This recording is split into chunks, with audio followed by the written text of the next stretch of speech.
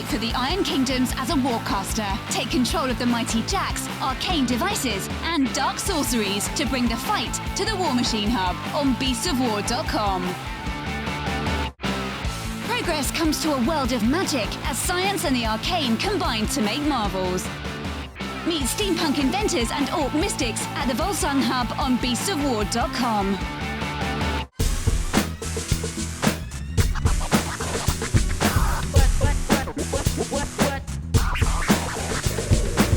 Good morning and welcome to the Weekender. Woo! Yes, hello everyone. Morning. So we have a jam-packed episode for you this morning. We're also trying something new, so we're continuing this process of experimentation of how we make the show. So we're trying an experiment. Last week we had a producer in the other room cutting the show together. This week we want to try an experiment of doing it ourselves. So if you see me fiddling around with buttons that do this, you'll know what that's all about. I'm touching and fiddling with buttons, not Justin's leg. No. I was a little nervous when the hands started to go down there, but I think we're okay. Hopefully there'll be no sync issues at all this week either. Yes. You hope, yeah. Well, all been well, you will actually see me speak, and my voice will not be disembodied. Yeah, we won't look like an old kung fu movie. Yeah. Want to fight? Fight me. Okay. So we're going to kick off with an interview with Carlos. We have Carlos on the show. He's going to talk to us about what's happening with Infinity at Gen Con. So there's a ton. You're going to be talking to him about that. Yeah. There's also one piece of news that's going to have every painter out there wetting themselves from Angel Heraldez, so stay tuned for that in that segment. Absolutely. And before we move on to that, I just wanted to mention that we put out a Drop Tactics on Friday. Yep. It's one of my favorite episodes of Drop Tactics. It's got a double episode. It's got like a front stage episode and then a backstage episode, because it's all about the Ferrum, which is that cool big drone launcher in Drop Zone Commander. Yeah, so it's like the UCM one? Yes, the UCM Ferrum. It's like a big land battleship. Well, aircraft carrier. Aircraft carrier. Fair enough, yeah. It's like a big land aircraft carrier. And it spits out these drones. And the drones in Drop Zone Commander are absolutely incredible. They are such good fun. So, look, also coming up in this episode, we're going to be unveiling our new 40k producer. Dun, da, da, da. The excitement is palpable. And we're going to be talking about the first project that we're undertaking for the return of 40k themed weeks. And then after that, I want to talk a bit more about the updates that we've seen to Age of Sigmar, and then we have some prize winners to announce for the pro-painted versions of the Demigods Rising Demigods, and 3 winners of Operation Ice Storm from the Infinity Bootcamp weekend. But look, without further ado, Justin, take us on a journey through Carlos's mind. Humanity has been driven from Earth, but now it's time to take it back. Join the Reconquest and fight the Scourge on the Drop Zone Commander Hub at beastsofwar.com. Anime cyberpunk style meets skirmish combat in Infinity. Experience 8 high-tech factions and fight to control the human sphere at the Infinity Hub on beastsofwar.com. Hello everybody. As you can see, I am joined by Carlos and Killian. Yeah. This can only mean one thing. Stuff is happening for Infinity. Oh, is it ever? Is it ever? It's going to be good. And Carlos, you're wanting to have a talk about what you guys are getting up to in the near future. Yes. We have awesome stuff coming in the future. Guess what? Yes, lots of some form of freedom. Yeah. You. Yes, for all the Infinity players out there, there is something amazing coming very soon. Full of freedom and democracy. Unbelievably good. Yes, yes. So good. Killian has been wetting himself in the studio with I wouldn't glee. say losing my mind, perhaps, but still the original pencil. Yes, but Carlos, you've brought us in here because you want to share some stuff with us. So what have you got? Well, I have a ton of information here, okay? Okay. let's go with it. Okay. Straight away, let's go. Yeah. First of all, Gen Con happening. Gen Con. Yes. Gen Con is a huge investment for Corvus Belli. It's a big move for us. Yep. We invest a lot of going to the USA, but it always has return. Okay. Because apart from selling awesome stuff at the event or stuff, it makes the hand gesture. It makes a deeper bond with the American communities, stores, distributors. Our relations with the USA got better. And they get to meet you, Carlos, right. the face of Corvus Belli. Of course. The legendary Gen Con seminar as well. Of course. Ah, yes, the legendary Gen Con seminar. Yeah. Well, this year they gave us the biggest possible room for Well, it. you actually gave me a little map here. I believe this is it here. This is where you're going to be having your Capital seminar. 2, yes. Well, in fact, these 3 rooms are like a ballroom, and they have some divisions there that they are removable. I But see. the center room is the biggest. And so, because previous years people didn't fit into the chamber room, which is this one. Yeah. Because it's a 60-person Right. available capacity room, and there were more than 80 persons. At some point, we were counting, and everybody. It's like, we need a bigger boat. Yeah, we need a bigger boat. So we insisted very much, and they gave us a bigger room. But by the way, because the seminar room is fine, but the booth is in bad location totally. We have another map, look at the booth. which is here. Yeah. In one side of the room, and people enter mostly from this side. So it's like So you're way at the back. worst location ever, really. Well, from what you guys are releasing here, people are going to be climbing all the way through this. They're going to be knocking over yes, tables. You are just going to see the running of the bulls via Gamer straight to the back of the hall to get to flipping you tables guys. to get out of the way That quicker. happened last year with Operation Ice Storm. Yeah. That was your- Big promotion. People already knew about it, so we were like around here last year. Yeah. But Thursday, I look at this corridor and I saw people running for us. That was great, and we expect to repeat it this year. Yeah, right. Are you sure they were running toward you, not Tabitha Lions? Because I know you had her there last hasn't year. arrived at that moment. Fair enough. Tabitha Lion's miniature sold out before she even arrived at the booth. Really? Yeah. Oh, beautiful. Yeah, that happened. So she got there going, where's my mini? It's all sold. What? Sold totally. Beautiful. So, it's by now it's not. Probably people has already seen the trailer. We are releasing USAriadna. Yes. We are also going to sell these beautiful USAriadna caps Yes. Yeah, at there's the a booth. nice logo. There's a nice writing on them. Yes. It's very And I tasty. discovered recently that with Ray-Ban sunglasses, this looks Instant drill sergeant. instantly. It is awesome. Oh, buy this message. Do me 20 right now. No, Killian, you're mic'd. No, the hats are absolutely kick-ass. Well, I it's love just them. something that an idea. But Yeah, the things you might We've got even the notice right- USARF on the side. Yeah, and the logo. The and the logo, Logo's right in the which back. is really Yeah, cool. And then just Infinity on the back. Yeah. You know, they're really, really cool guys. Merchandise, yes. We are going to open a clothing store soon. So, Clothing by Carlos. yeah, or the toilet.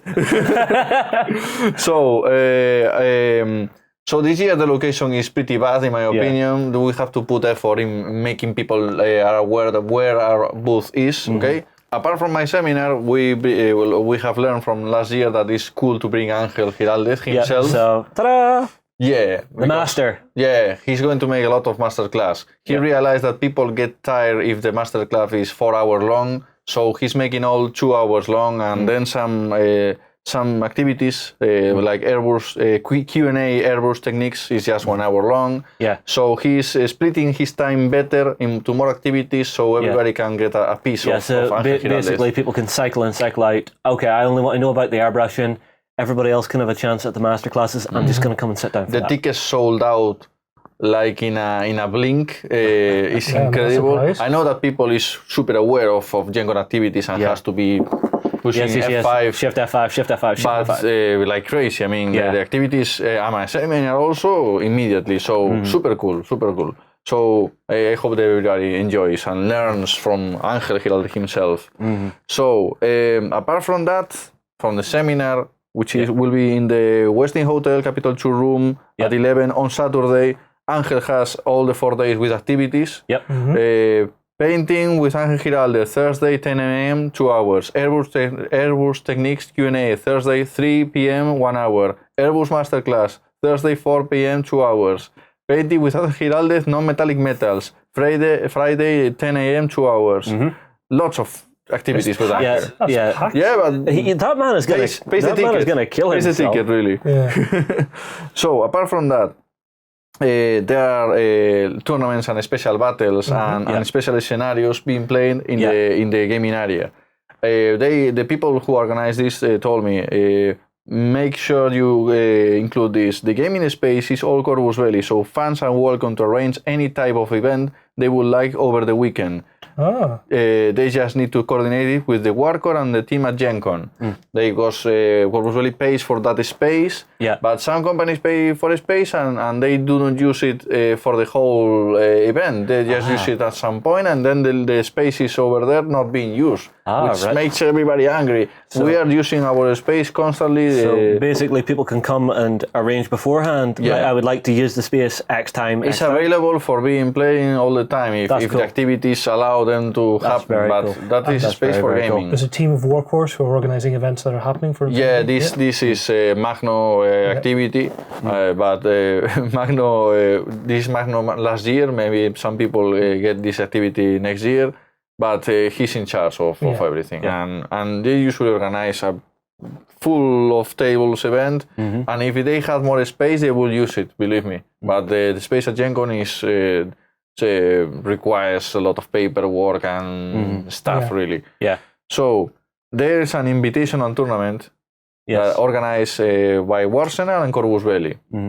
It's a tournament with the most difficult missions from ITS. It's a tournament that only VIPs and the highest ranked American players can play.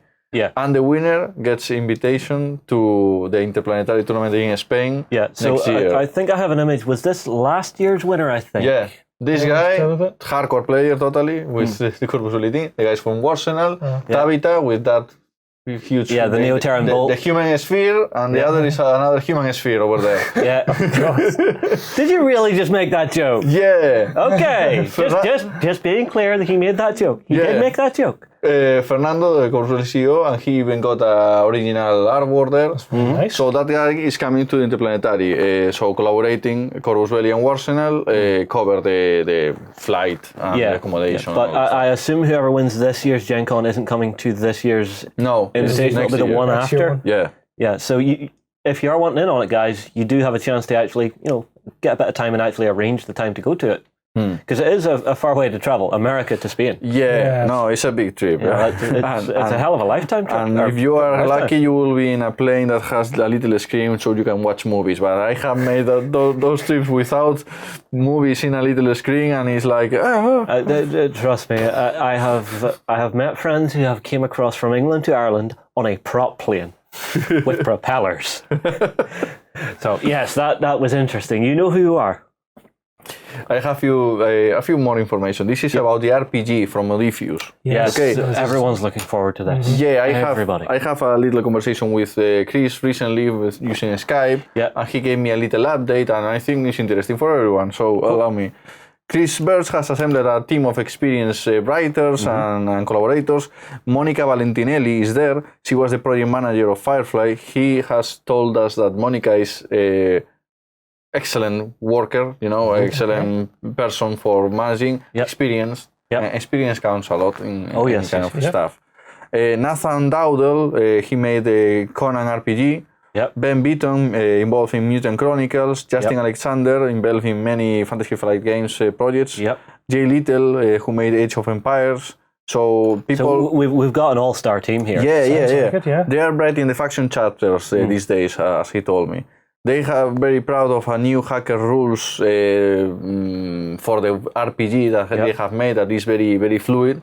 Okay, they're very happy with that. So I assume it is going to be quite frantic then. You're hacking and trying to get through doors to get away from security teams and stuff. Let's see how it goes. I would like to test it, really.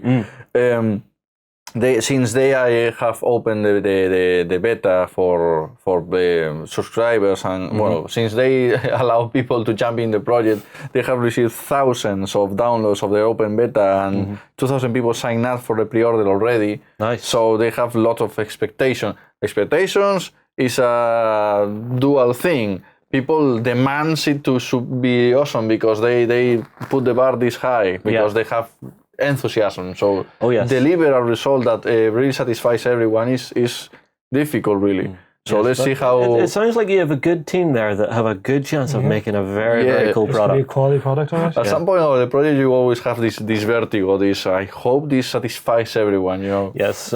Even we get that with boot camps and stuff. You're building the tables. You'll get 50% there and go, I'm not sure if this is working, lads. You get to 70%. Okay, lads, I'm really worried now. This isn't really working. 90%. We might get away with it. 96%. Oh, thank God. Oh, thank God. And the boot camp tables are looking spectacular. It's going to be some weekend. Yeah, well, the boot camp is now past because we're filming this. We are filming this before the boot camp. So everything's coming together. People are getting ready to come across and visit us here. When this is published, when this is going out, the boot camp has happened. If you missed it and you didn't look at the live coverage, we do have the live blog on beastsofwar.com, so make sure and jump across and actually check it out, because there were some cracking moments during it. It hasn't happened yet, but I know they're going to happen. Sorry for realizing about our existing timeline, people. Sorry. Yes, bad Killian. RPG pre-order will happen on late August. Okay. It will include 2 books. The core RPG book and the first campaign book, which title will be Paradiso Countdown, and it has a very cool backstory. I know nice. Nice. Conspiracy thing, betrayal happening everywhere. I'm guessing Gautier has put his master criminal mind to work. Yeah, but also the intention of Chris for example, Chris came up with very, very good ideas that even the Corvus Belli team did have. Like, let's make the introductory mission, let's say the introductory adventure, be based on what the Corvus Belli founders of the company played in their own RPGs centuries ago. So we're not that old. Yeah, but it was a very good idea, and they felt, because from those first RPG sessions that they have long ago, Infinity came out. So some of the characters are Infinity are based off original RPG characters. Carlota Kowalski was Gutierrez's character. Cuervo Goldstein, Crow Goldstein, is an O12 character that has not even appeared in the scene, but that was Carlos Torres, the art director character. Brando Castro, the bacooning guy, which is like the Monkey King. Yeah, we actually had Romando a painting tutorial on him. Yeah, was Alberto Aval, one of the graphic designers character. For example, Zoe and Pewell. Zoe is the female version of another character that one guy had, but at the 2003 they were playing role-playing games, and one character have a robot named Pewell. From that, Zoe and Pewell appeared. Infinity's already got quite a good RPG history. Yeah, so the actual creative minds behind it are role players. Yeah. Fernando's character was Vasily, which is a character from Infinity that hasn't appeared yet, but is going to appear at some point. But is based on the RPG character from 2000 whatever. And Pavel McManus is another character that I did test in a session, but has not been released yet. So there are characters still from those early RPG sessions that has yet to arrive to the Infinity War game. And that is very interesting, really. Yeah, it's cool. So, the first campaign book, Paradiso Countdown, and a PDF file of the first introductory adventure, this one, will be available with the pre-order immediately. Nice. So as soon as you make the pre-order, you'll get this PDF? Yes. Awesome. Ooh. That's very, very awesome. Also, Chris Birch offered himself, and we accepted immediately, to be at the Interplanetary Tournament that will happen on 16, 15 of, in the middle of August, in Vigo.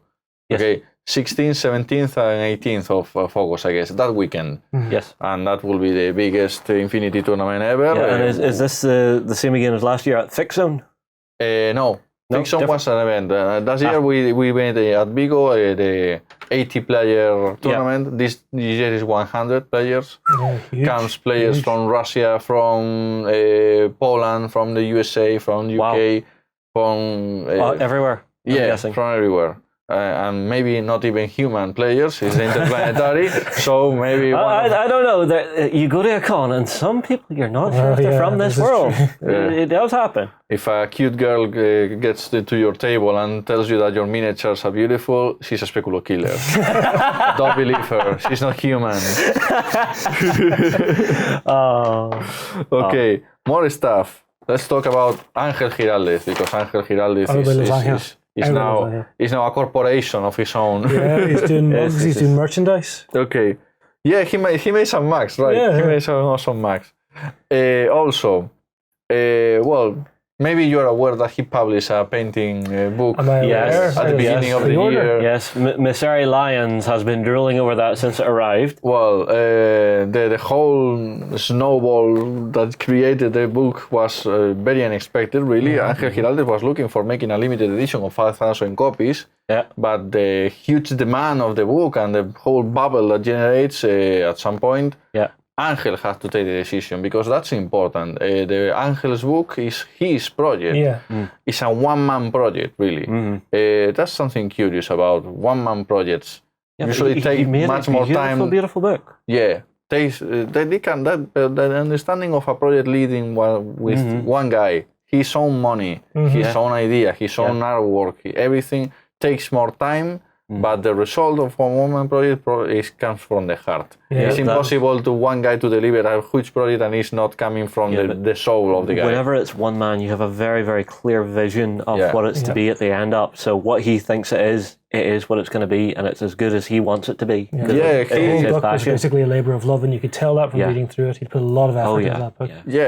I'm thinking about movie directors that are his way or nothing, James Cameron style, that kind of stuff. So, finally, 50,000 copies sold. The best-selling previous painting miniatures book didn't probably sold like 5,000 copies. Ángel make a record even. Yeah, well, I mean, I can only assume he looked at what previous people had done and said, right, that's what the market wants. That's how many people are going to buy this. From the first minute of the project, Ángel wanted control, so it was his own money, his baby, total absolute control before even beginning. I can only imagine how happy he was the day he went to the actual printers and saw his baby being born. Yeah, and he went to the printers and learned a lot by being there. He saw how the pages are printed, and because the book has a lot of blue, the blue of the machine get dry faster. Very quicker. Yeah, they burn through the blue ink a lot quicker. So he's checking the pages until he sees the color difference, and they stop and they put more blue and they continue. So in a very Kubrick way of controlling everything. Yes, but it actually again shows how good a painter he is whenever he can see that quick difference of going, nope, that page is different, hold everything. Well, I work with him usually, and for example, when we began to make 360 videos of the miniatures, the whole thing about the camera, the lighting, and the ISO values changes the color. And he noticed. So I was making videos and asking Ángel constantly. So he because he spends more hours than anyone painting the miniatures. So he sees the difference. The absolute fine and he knows where he has put effort in a light, in an effect, and if he doesn't see that reflected in the photo, in the video, So basically, if the lighting then covers up somewhere, he has really went to town on it. No, it's incredibly impressive. So we have something to communicate here. Something to announce, which I think is going to have every painter out there wetting themselves. What happens when a movie works in the box office? They make a sequel. So Ángel is going, of course, to make Volume 2. Predictable Volume 2 of his painting book. And he told me a few things about it, okay? Very looking forward for the next volume. Has Ángel, because he's his son, he has read every comment, every feedback from the internet. The people who write to him in his personal Facebook, and people and his opinions on forums everywhere. He's completely aware of the impact of the book and what people think. So, second volume will be bigger, more pages, more quality of the paper, more quality of the paper of the cover also. So caring about every detail. More text, more explanations on the details. It's good. Some cool silhouette graphics for explaining light and shadow techniques. Now that'll be useful. That is very useful. More techniques, especially weathering. He's telling me. An airbrush special section. Angel is very looking forward to show how airbrush and brush can be combined together for great results. That is his technique. Angel is a painter that has to deliver lots of miniatures every month. So he uses airbrush, then he uses a hair dryer to dry the miniature. He cannot wait for the miniature to dry. He has to accelerate it. And uses brush for super detail. So he has combined all this because he's a professional. Very much so. So like you said, he has to deliver the results. He delivers a lot in a month. But everything maintains that insane quality that you only get from him, really. That's right. You know, I would say, for me, he is the finest painter in the industry. Well, there are a lot of egos out there. I won't say that, okay? But the photo miniature, like the Hardcase Frontiersman that you saw in the screen, like every Silhouette 2 miniature of Infinity, final super close-up quality with the camera. It's flawless. For Angel, it's 12 hours. So it's super fast. That's surprising. It's super fast. And we are so used to Angel that, is super valuable. Yeah. He has never failed for us. Yeah. So, the Masterclass Volume 2 book is planned to be released on November 2016. October, November? The project, the project is beginning. We did just hear one-man crew. No, that's true. And it's going to be a labour of love. Yeah, it's a one-man project. It's totally exactly. So you can't expect this to be knocked out in 6 months. We're waiting for this, though. But he has learned from Volume 1, so Volume 2 won't be limited edition, people. Won't be limited edition. He will have an initial print of 10,000 copies, 10K, and there will be reprints if necessary.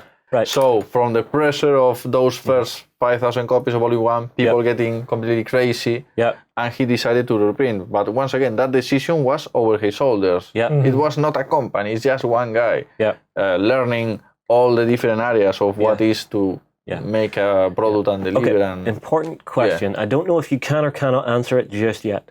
With Volume 1, there was a limited edition miniature. Will we perhaps see a limited edition miniature for Volume 2? I cannot say yes. Most probably. Okay. I thought I might check. It's better to ask the question. So yes, he is involved in a lot of stuff, really.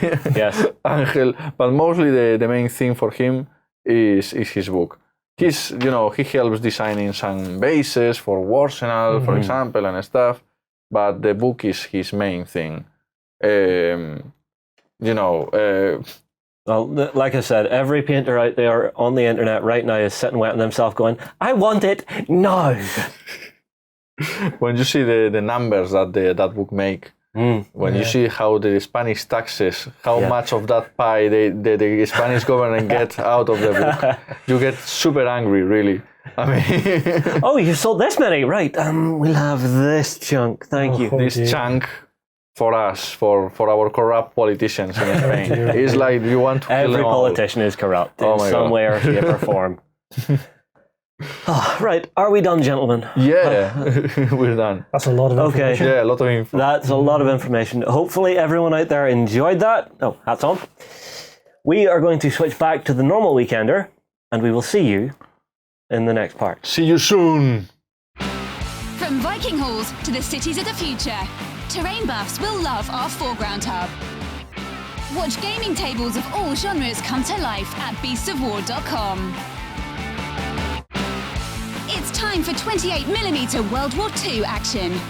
Will you recreate history or reshape it your way?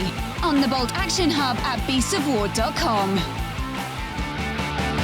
Well, that's that from Corvus Belli. If you're going to Gen Con, you lucky sods. Yeah. He's here, Lloyd! Well, just before we move on, remember to tune in for there's a 300-point battle report that's gone out, and the second part is tonight. Well, later today. Stay tuned for that. It's looking good. Yeah, that 300-point Infinity battle report is stonkingly good, and you have to see the end. You have to see the end. It's brilliant. Other than that, he's here. We discovered him. This is AJ. So, AJ, welcome aboard. Thank you very much. AJ is our new 40k producer. Turns out he's my lost brother. He's our lost brother. He is the third brother. It was kind of funny because we put out the whole call out and we were digging through all the different applications for the guy that applied from Australia. Bless you, man. Bless you. There was no way we were going to bring you all the way here, man, because with our weather, you'd be dead. But we were trolling through, and we found a guy that shared the same surname as us. And then when we met him, we realized he looks like us. So we have discovered our long-lost brother, and he likes 40k. Love it. But we still like him anyway. So AJ, we have kicked off. We have actually started production tentatively of our first 40k themed week that we have done in 2 years? Many years, 2 years. Something like that? No, it's probably closer to 3 years. I think the last 40k themed week we did was Dark Angels. And Dark Angels has just come out. But it's not Dark Angels we're doing. What we're going to do is we're going back a couple of steps and we're going to do 40k Mechanicus week. Very exciting. It is. It's a lot of fun. It is an awful lot of fun. We've kind of been discovering things as we went through, even though I sat down and did my research on it and kind of played through a few games. It's kind of become now where I've kind of gone, oh, actually, you can also do that, and you can also do that, and so it's quite an exciting codex. It's one of those interesting things. Firstly, Lloyd, for this, what makes this themed week a bit special is it's actually 2 books, right? We're going to be covering both the Skitarii and the Cult Mechanicus all in the same themed week. And the reason for that is the two, it is all the same faction. It is Mechanicus. Well, they come from the same sort of, I don't know exactly what the name is because they count as 2 separate factions within the game. Yeah. But they come from the same sort of Codex Adeptus Mechanicus kind of overview. So they're very, very closely linked. So it works quite well. It adds a little layer of complexity to the whole thing from the perspective of the research and stuff. But what it's allowed us to do is it's allowed us to have a look at not only synergies within each book, but also synergies between the 2 books. Mm-hmm. And of course, we're looking at synergies with other allies and stuff as well. So, glazing. Yeah, you might can I play an army and have both these books at the same time? Yes, you can. Yeah, you can indeed. And a couple as well. Yeah, you could. One of the things that is become interesting for me is this book here, Skitarii. Yeah. It holds a lot of interest for me because this book doesn't have an HQ unit. Okay, there's no HQ in this book. Therefore, there's no HQ in its force organization chart. Right. Which means that if you want to take this as an ally, okay, you only have to take 2 units of troops.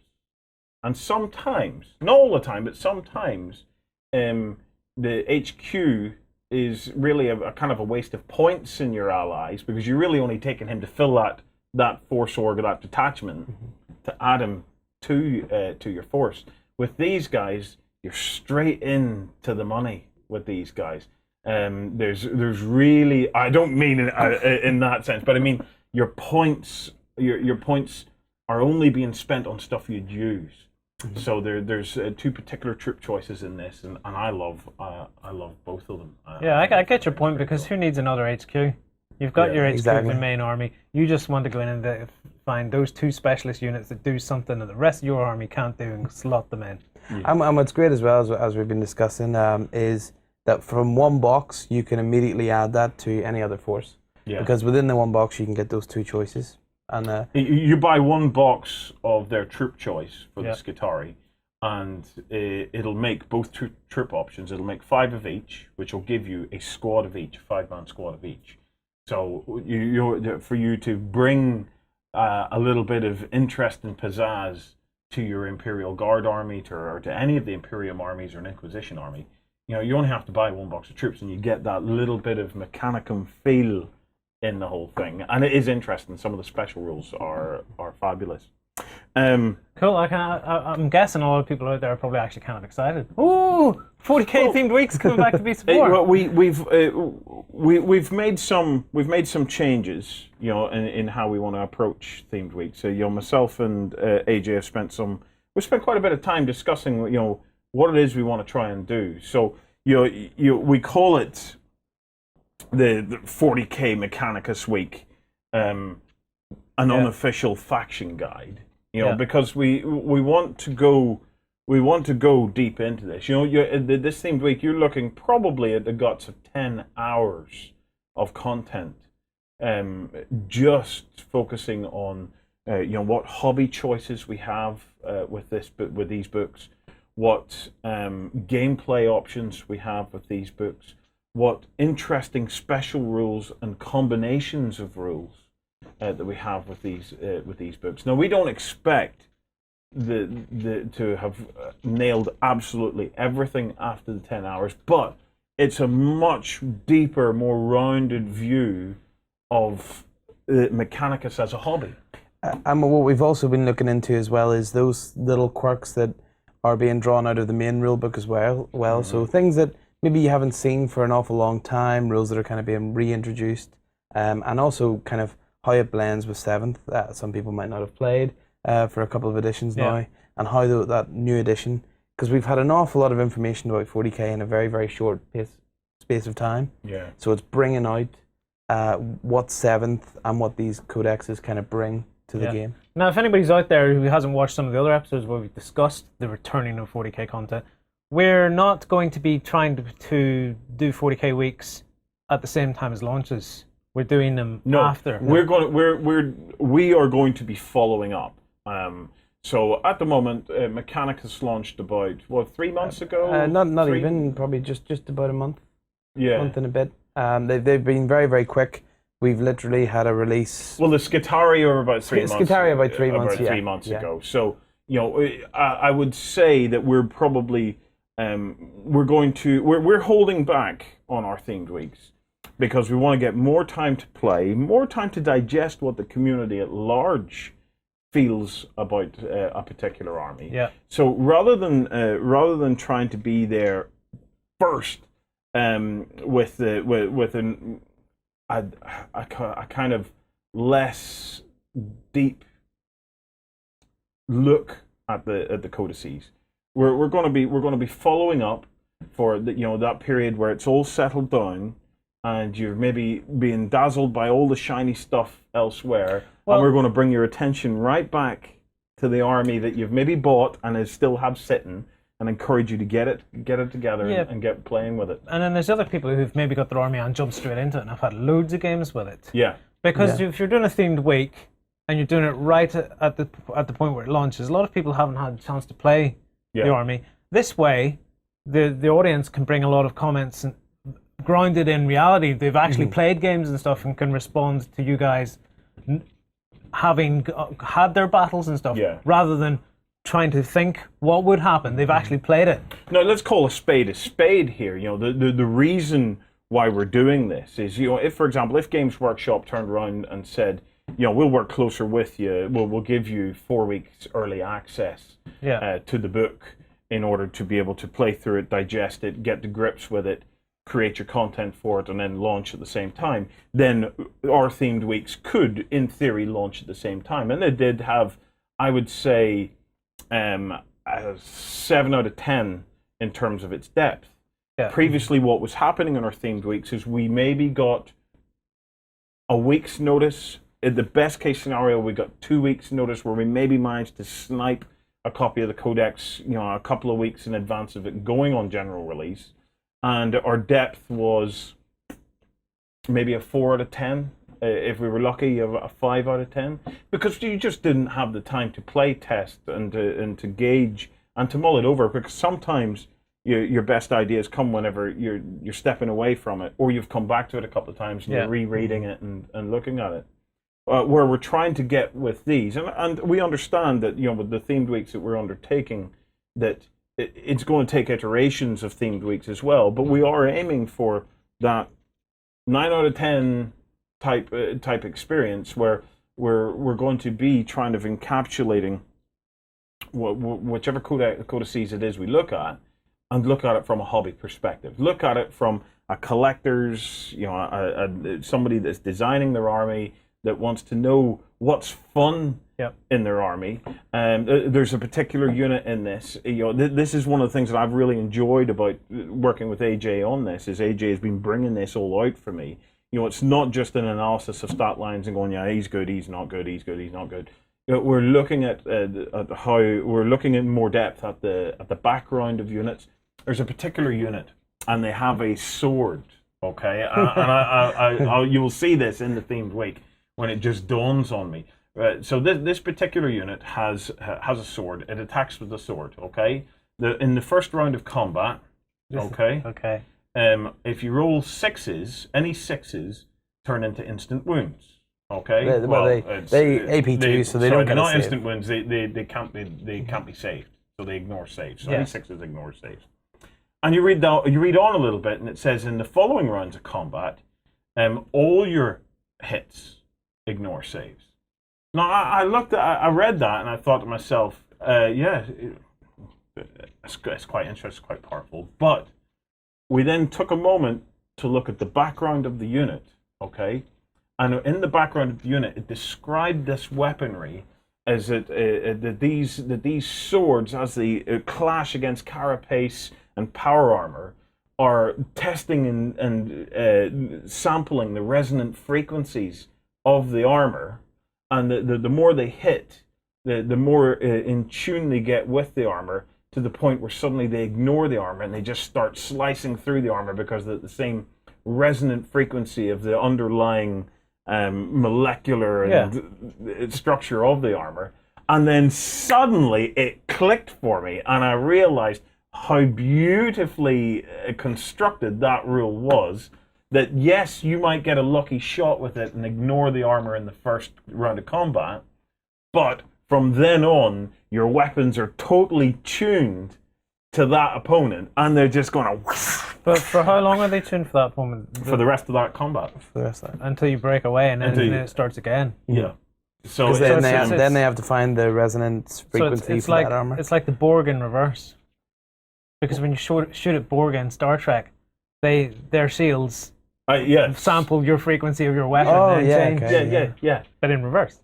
Yeah. And it's interesting you mentioned the Borg, because the mechanicus in some way feel a little bit like Borg. They do have they're looking around. We talk about the general backstory to the mechanicus. We look at how we can potentially game in the gaps with the mechanicus. Gaming in the gaps is a Beast of War phrase that we use for making an army completely your own, crafting your own background, crafting your own unique storylines for that army. So we explore the gaming in the gaps with it as well. Yeah. So themed weeks though, right? We haven't been doing a huge amounts of 40k. Yeah. We had a good chat about it, and we felt themed weeks was the way to go to bring 40k back to the audience. Because the great thing about themed weeks is we invented them after Discovery Channel. Yeah. Discovery Channel did Shark Week. So we did Midweek. We did Midweek. But we've kept it up since. The great thing about a themed week is it's allowing us at this stage to really start to get back in to these particular codices, explore them, get AJ's perspective on how these armies work, what the background's on. He is a gold mine in there. It's a lot of fun. We have a laugh with it. But what was our other alternative? Our other alternative was to go headlong into battle reports, which I'm not ready to do just yet. Okay, or to start creating some kind of a mini series of tips and stuff in 40k. But it's all so disjointed. Themed weeks just felt right. Yeah, that's the thing. It just felt right. That's the thing about 40k is the factions are so unique, and there's a lot of them.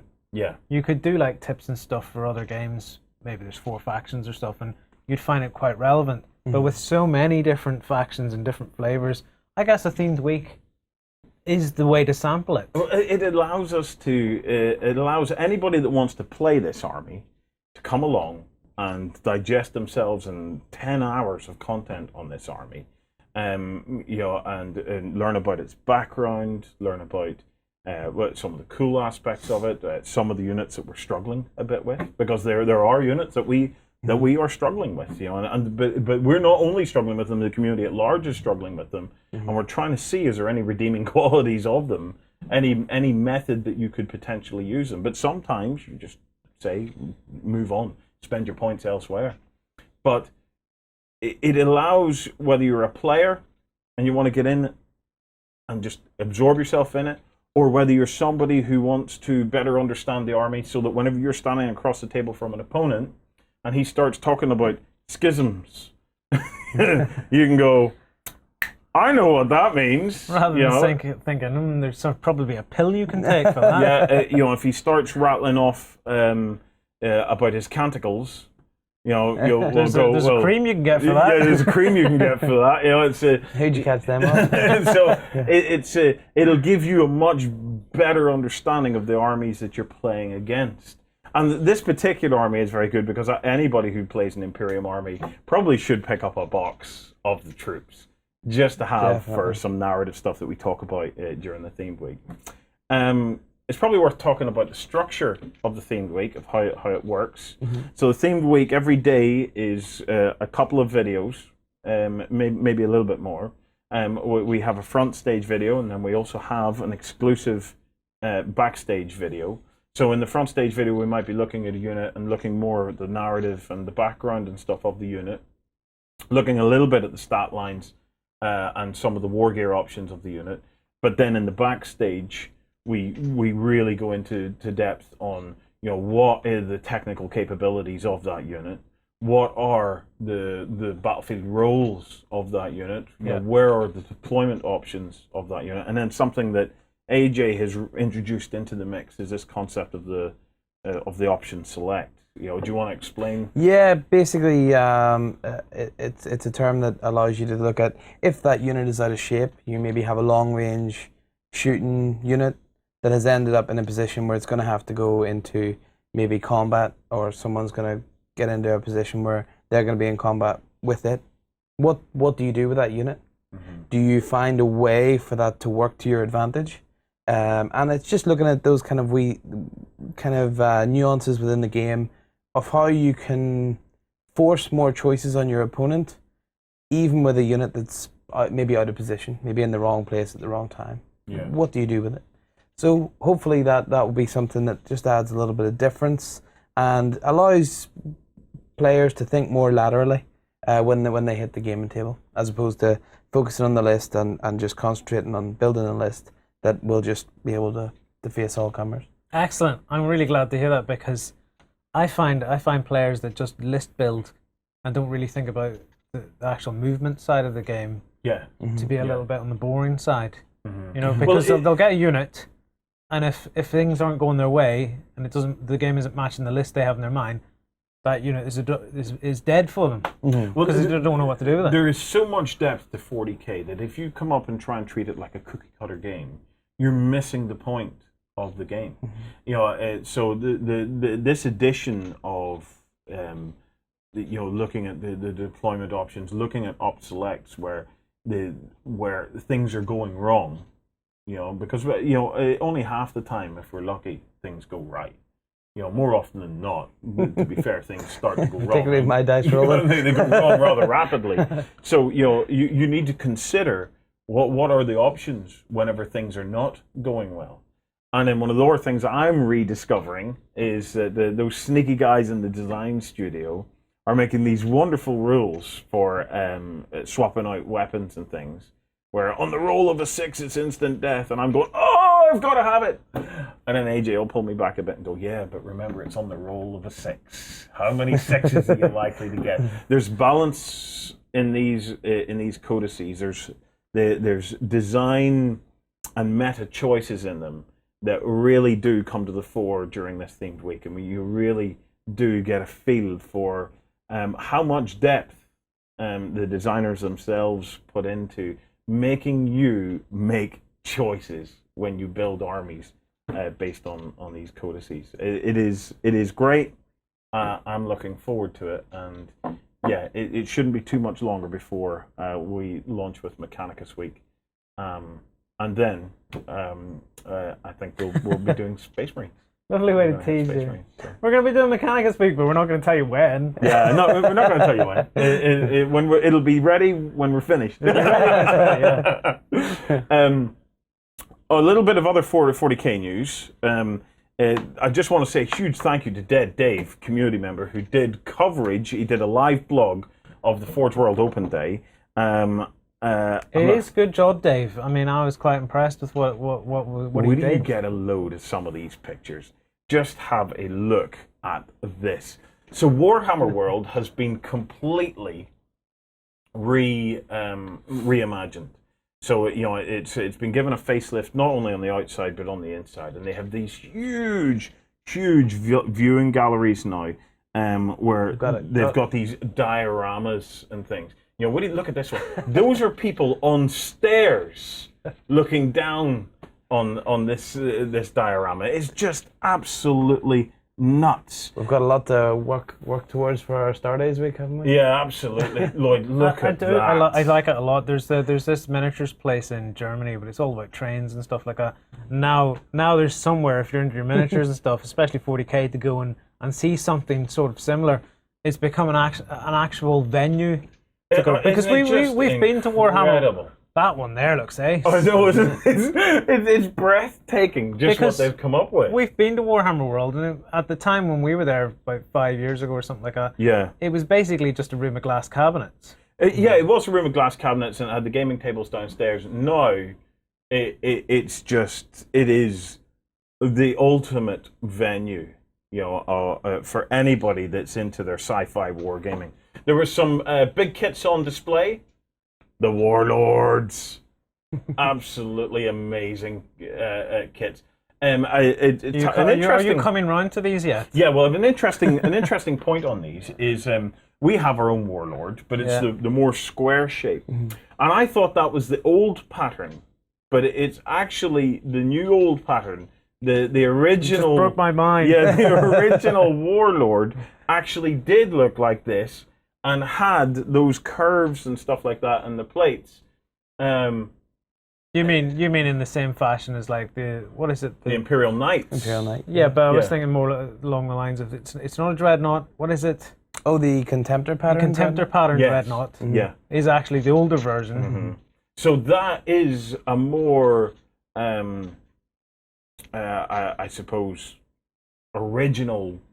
Faithful representation of what the Warlord was supposed to be. But I still prefer the square boxy one. Yeah, I mean, it kind of links in with what we've been talking about in Mechanicus Week about how technology has changed within the Imperium. Rather than being in the Ascendants, they're kind of looking backwards and trying to recreate what they had, but they haven't quite been able to do it. Yeah. So you can see that with I suppose a slab-like sort of square box would be easier to create than this kind of sort of very baroque and antique looking. Yeah, it's going to be a hell of a Forge World that's creating that stuff, isn't it? Do you want to see the original concepts? Yeah. So Dave managed to actually get a photograph of the actual original prototype. Wow. So this was even the prototype looked great.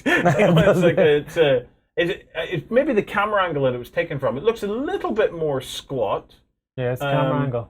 But it's certainly an interesting looking model. I think the end result though is, look at it. Just look at it. It is a hell of a piece of kit. I like it. I much prefer this to as much as I look at it and think it's a bit very ornate looking. Yeah. Very ornate looking. I still prefer it to the boxiness stuff. Yeah. Well, the fact that it costs over a month's wages. Do you want to go for one? I'll let you go for one and we'll build it. It's the carry case that you would need as well. I imagine. Yeah, we'd have to ring Romeo from Battlefoam and say, Romeo, what's it going to take to store and transport a Warlord? With one other kit from Forge World, this one got me very excited. And I don't know an awful lot about it yet. But check this out. This machine is called the Mastodon. Just look at that. tell me that is not like the thing out of Alien. It's not. All right, okay, but I think it looks a little bit like the thing that carried the Colonial Marines. I can see what you mean. It's got that kind of, again, that very sort of like low profile. Although it looks like it's absolutely huge. It's like a combination of that scaled up with some Halo tanks. There's Halo tanks have sort of a treads on the side. And they've got that sort of shape. Yeah. I particularly like the assault doors at the front. Yeah, it's I think it's a great design. Anyway, we're going to keep AJ around the show. When we come back, after telling you about some hubs, we're going to be chatting a little bit about Age of Sigmar to catch up on everything that has broke since the last episode, just to get us all into place and talk about some of the scandal. So talk about everything that's broke. Yeah, so bear with us, and we'll be right back after we tell you about some hubs. In a world controlled by massive corporations, a steady aim and split-second decisions are needed for your megacon to complete its goals. Begin your missions at the Mercs Hub on beastsofwar.com. Flames of War brings you the battles of World War II in epic 15mm scale. Go to the hub on beastsofwar.com to find news, tactics, and tutorials about the game. Okay, so this week, everybody has been talking about Age of Sigmar. I mean, the entire interwebs are ablaze with discussions of Age of Sigmar. It may not be in everybody's hearts, but it's definitely in everybody's minds. Yeah. So let's recap on what's happened, okay? So there was the build-up of all the rumors, okay? There was the end times that really kind of drew an underline under Warhammer before throwing it in the bin. And then it broke. Age of Sigmar's out. Free rules that you can download. 4 pages. Some debate over the quality of the pages, but we'll get to that. The quality of what's written on the pages? Yeah, the quality of the rules themselves. And then not only did they give away the free rules, they gave away free war scrolls for every existing fantasy army. Then they launched the box set. And the Age of Sigmar box set has the Sigmarites. Are they Sigmarites? Yeah, the Sigmarites. Versus, they're really called Sigmarites. Yep.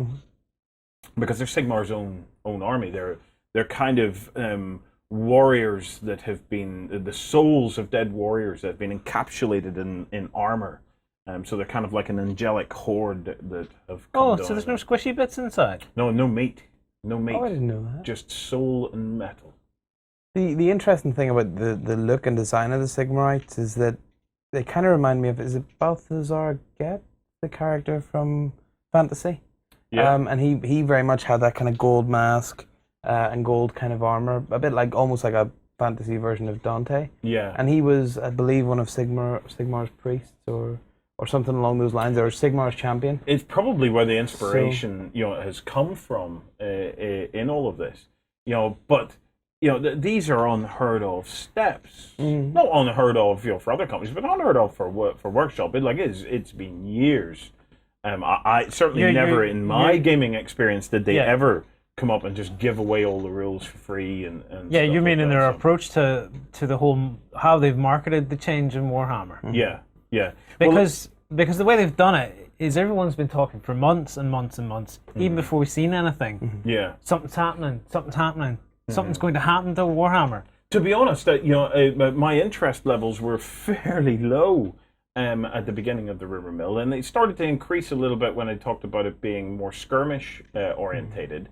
But I became excited to see it just to see it.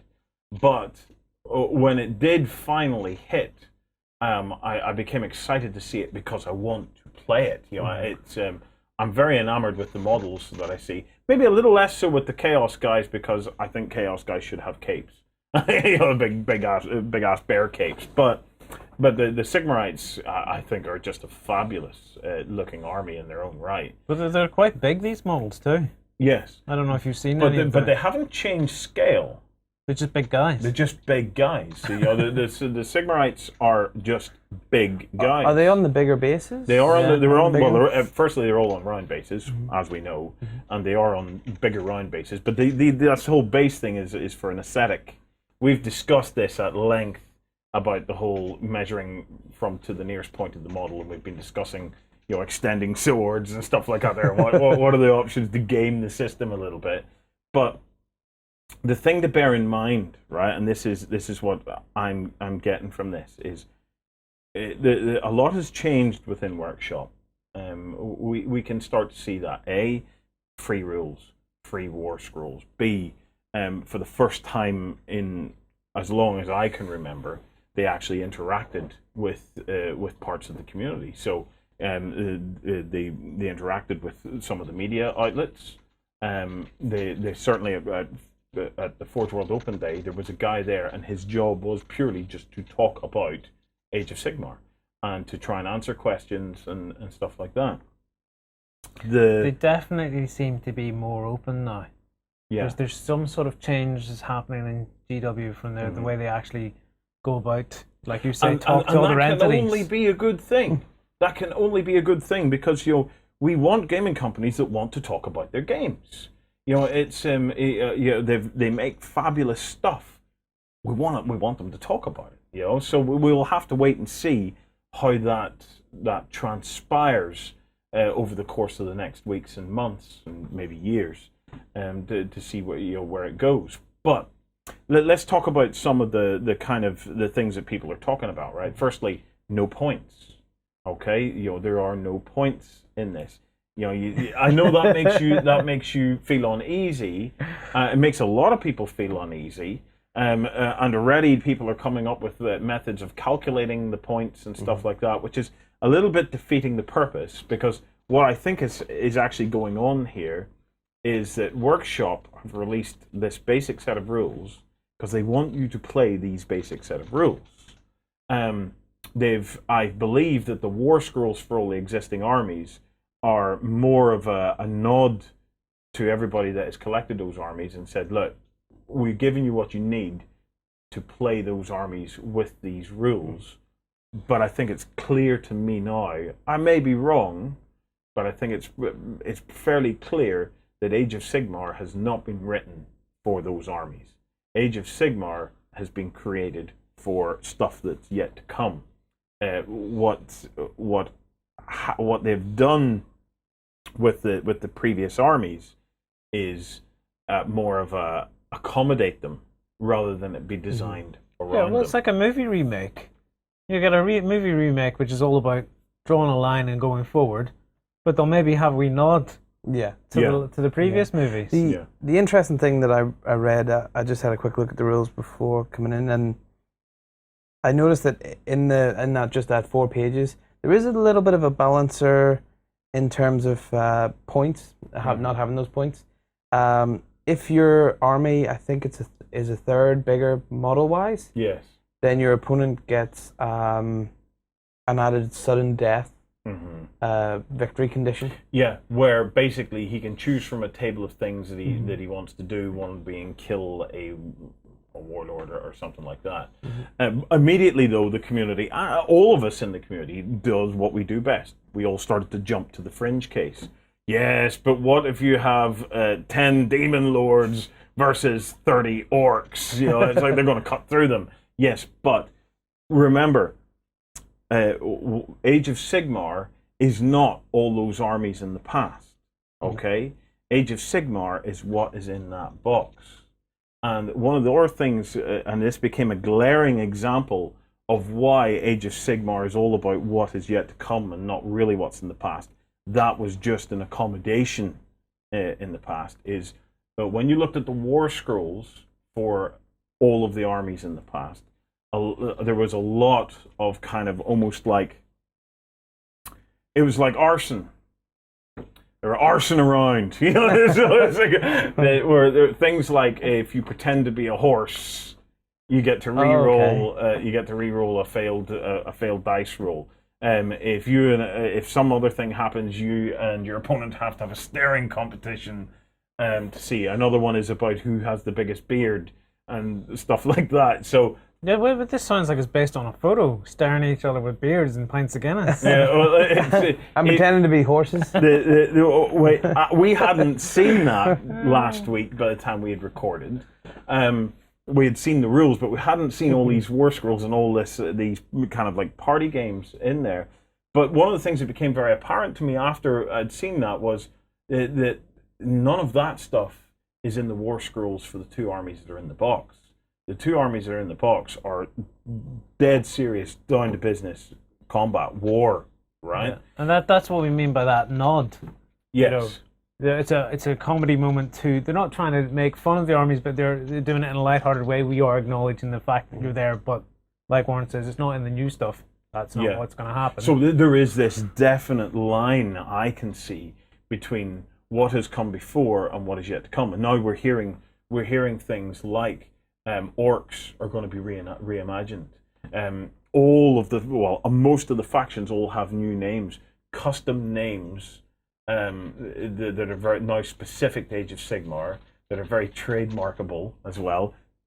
And to be fair, they're entitled to do that. Mm-hmm. You know, if they want to create stuff and really nail down the whole trademark issue. You know, we know what they've been through with the whole Chapter House case. Whatever way you stand on that, either way, it's right for them to sort it out. You know, and to get all their trademarks in order.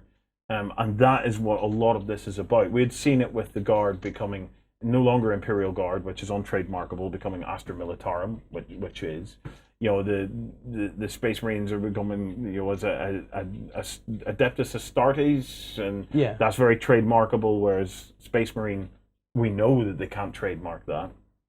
We've now seen that happen in its entirety in the fantasy range. So every major faction or race now has a name. Most names I can't remember yet. I'll have to work on them, but they're all very. But isn't that the problem? I'm trying to remember all these new names. Because you'll rhyme a name off, and I'll go, "Who the heck is that?" Yeah, but but we will get used to it. We will get used to it. They had an opportunity with Warhammer Fantasy to try something. What would happen if we rebooted a game completely? There was no way they were ever going to try that with Warhammer 40k. No, because you can't take a risk with your cash cow.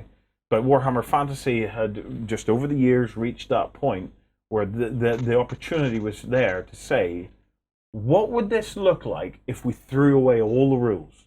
And I don't just mean the rule books, but I mean all of the rules that they have abided by as a company. You know, in terms of they're dealing with the public, they're dealing with the media, they're dealing with this. If we were to reimagine ourselves as a company and reimagine this product and create it from scratch, learning from the experiences that we have picked up over these last number of years in terms of trademarks, in terms of where people's playing habits have led them and things like that, what would it look like? And ultimately, it looks like Age of Sigmar. I've said this is bold. I've said a couple of times now that I like what they're doing. It's bold. It's a bold thing to do. Well, the thing about this is, and what I'm most I suppose impressed about, I've a big level of admiration for the marketing decisions that they've made. Because while we're all, and I mean everybody, is discussing Age of Sigmar, right? Yes. We're raging about lack of points. We're raging about balance. We're jumping up and down over why is there a rule there about the size of a beard and stuff like that. The reality is, Workshop have achieved a perfect launch because they got us all talking about it. And later down the line, when all those things are addressed, which they will be, because they're not stupid in there, they could release a new rule set that addresses points. They could release a new rule set that addresses this, that, or the other. But if they had come out with another 300-page rule book that you had to bloody wade through, I think that the discussion levels would have been bang at the floor. You take 40k, for example. Now, 40k is a popular game, but it's not on 7th edition. Yeah. Right? I used to play it regularly in 4th and 5th. Mm-hmm. And those 2 editions came and went, and I didn't get involved in the conversations. I have not been playing Warhammer 4 Fantasy, and I can't help but get involved in the conversations about it. They've drawn everybody in. And it's created a noise. What it is a purple cow. This is a marketing concept of the purple cow. You can drive through the field of the gaming industry, and you can see all the cows, and they're all black and white and brown and black and white and brown. You will basically filter them all out. But if you see a purple cow, you're going to stop and have a look at the purple cow. And what they've done is that they've basically framed a game and framed an entire system as a purple cow, as something that is so different or so broken or so something that every one of us had to talk about it. And here we are talking about it. It surprises me because I look at Games Workshop and I go, where did this notion come from? Yeah. Who in the heck put this in place? Who started the ball rolling on this to have something so interesting and different and, like I said, bold be done with this game? And it took me by surprise. Because even the people that don't think it's interesting and bold can't stop talking about it. So it's done something right. But they even did that with the End Times. They give Warhammer quite a large send-off in how we've known it for so long. I see from even from our own traffic that the End Times, as interesting as they were, didn't scratch the surface of the interest levels that we are seeing in Age of Sigmar. Oh, definitely not. Yeah. But at least they gave that they as you say, they nodded to the people that have followed it for so long. It was a fitting send-off. Mm-hmm. It really was a fitting send-off. But the key to this was, I'm absolutely convinced, had they come out with another big-ass rule book, with another load of rules to wade through, nobody would have batted an eyelid. Nobody would be talking about it.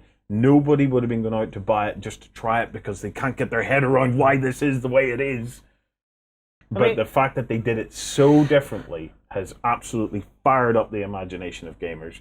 Now the test will be, what's it like 5 months down the line? Yeah. What is it like 5 months down the line? And here's what I think is likely to happen. Could be wrong, but I'm going to say it. We're getting 5. It's usually 6 months down the line. Well, 6 months down the line. We saw the Assassinorum box set, right? Before that, what were the 2 box sets that they brought out? They redid Space Hulk and... No. These are the ones where you had... Stormclaw and Blood. Okay. So we started to see Workshop run an experiment with... I think it was Stormclaw, where it was narrative boxes that you picked up that contained 2 factions in the box, along with the narrative rules and things like that. There, were these self-contained games? They they still relied on the core rulebook of 40k, but they were a box set that you bought that then you played through that and it took you further. With the Assassinorum, is that correct? It was the Assassinorum.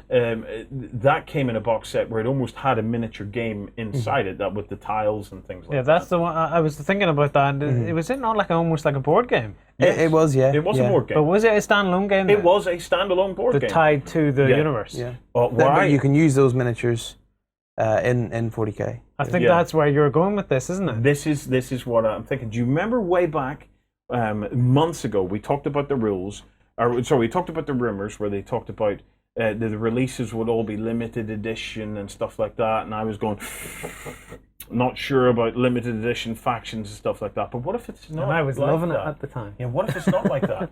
What if what we're likely to see are more of these self-contained box sets? The balance is already built into the box.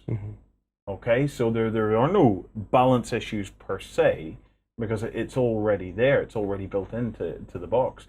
And over a series of releases, they release these box sets. But these box sets don't stay on the market forever. Hence, they are limited release. So they're not limited editions, but they're not guaranteed that they're going to be there forever. Anybody that's into their Age of Sigmar and really starts to get the bug on this is just going to bite, I would imagine, on these things. Each one can push forward the story. Each one can start to take the rules a little step further, and you're not having to wade through 300 pages of rules in order to... They're a bit like DLC. That's exactly what they're like. Because they provide probably little stories and stuff. Yeah. So... Did I see though? I think there was a picture of a rule book released? I think there is going to be a large. We've seen a picture of a large book. For 4 pages. Yeah, like this is a large book about this size. 200 odd pages. Yeah. Now, whether that book is going to be because we've heard it time and time again, there's not going to be a big red book, but that may be a lore book. There's the possibility that might all be fluff, which horrifies me as well, because I don't want Age of Sigmar to turn into something that's so overly fluff heavy that basically for somebody to truly enjoy it, they have to wade through 300 pages of heavy hardback book. Why would they need to, though? I would just play the rules. If it's 4 pages, la-di-da-da, and just make up my own backstory and just say, sod it. Yeah, you could do that. But you won't. You know, sooner or later you will start to get sucked in because you'll remember that the War Scrolls and stuff like that, the same as they've done with the Mechanicus, the War Scrolls will start to reflect the narrative of the units and things like that, and for you to get a better understanding of how your army works, you will start to read the narrative. You will start to get involved in that. But yeah, I take your point. I'm if and when we get our copy of Age of Sigmar, I probably won't read the fluff to begin with so much. I will just be in and playing the game. When I was building my tower army for 40k, I didn't read anybody else's fluff. I just read from the start of the codex to the end of the codex. And then I just built my army, and I said, well, I'll roll this in, I'll roll that in.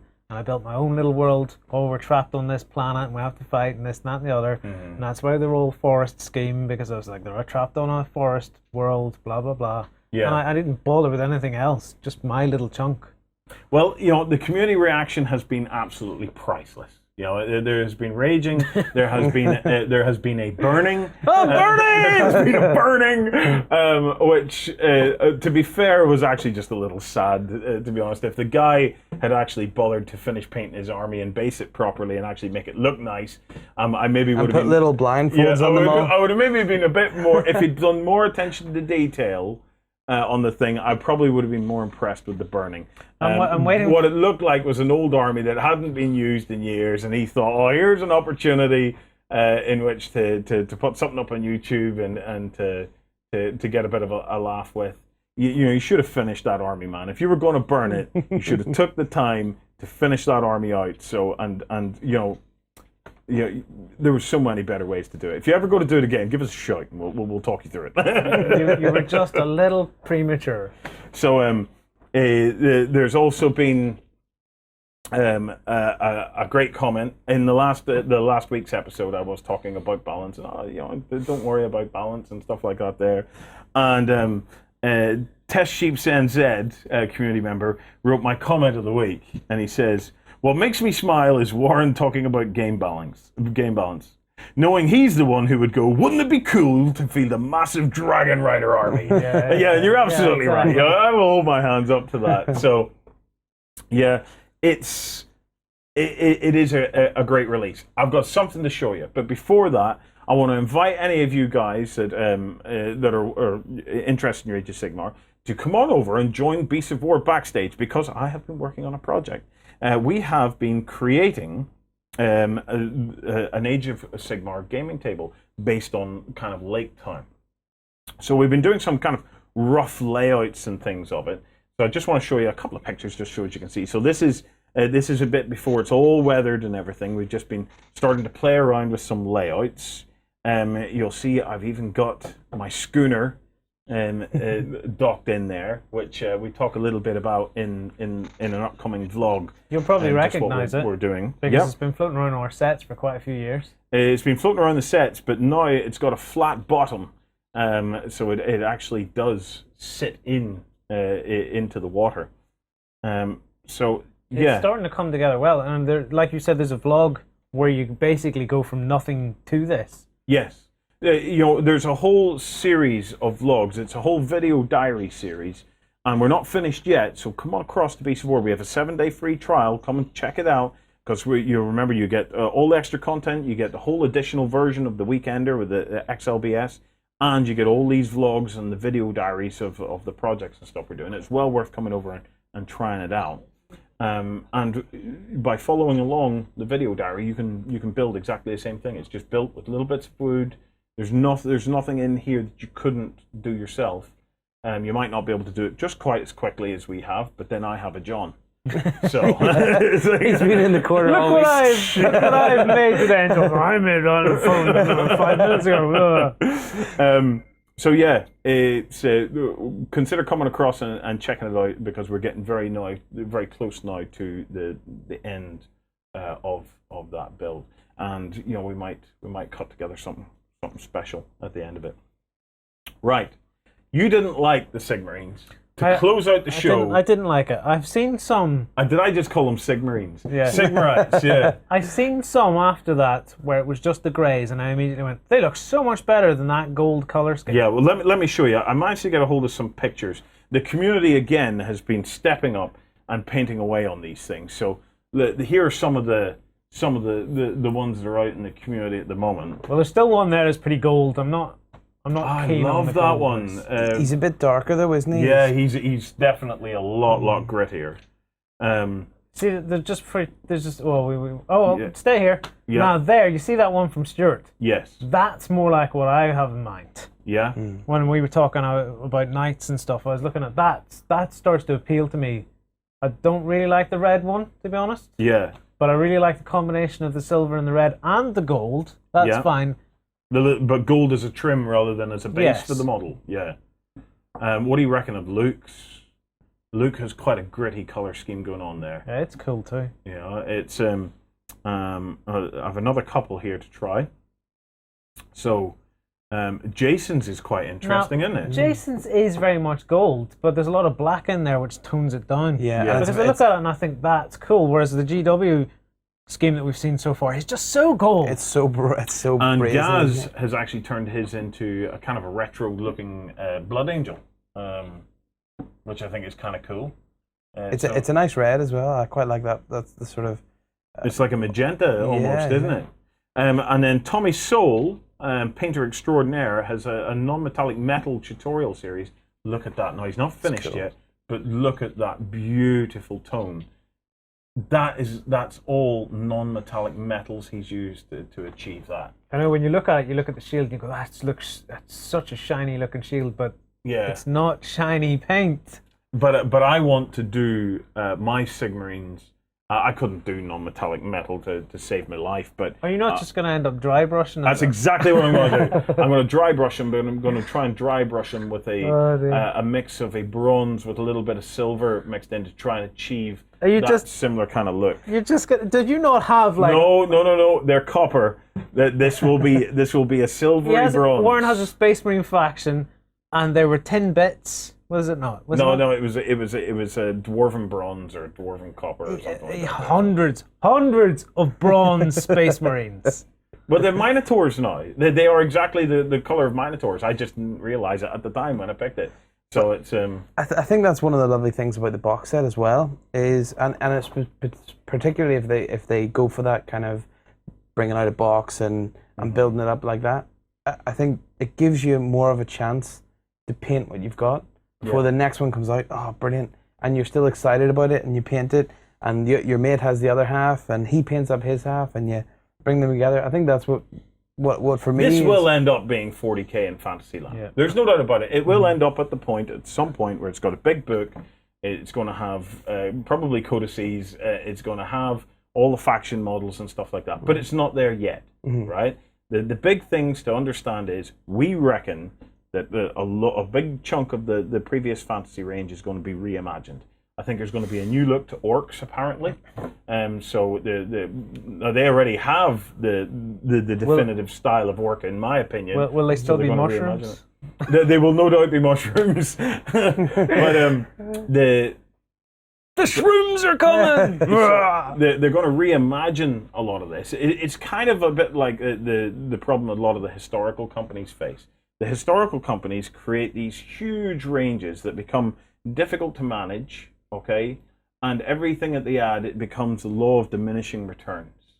So every time they try to do something new, it never is quite as good as the last thing that they did new in terms of sales and stuff like that. There, fantasy had kind of reached that stage where everything was so big, so bloated, so everything was already done.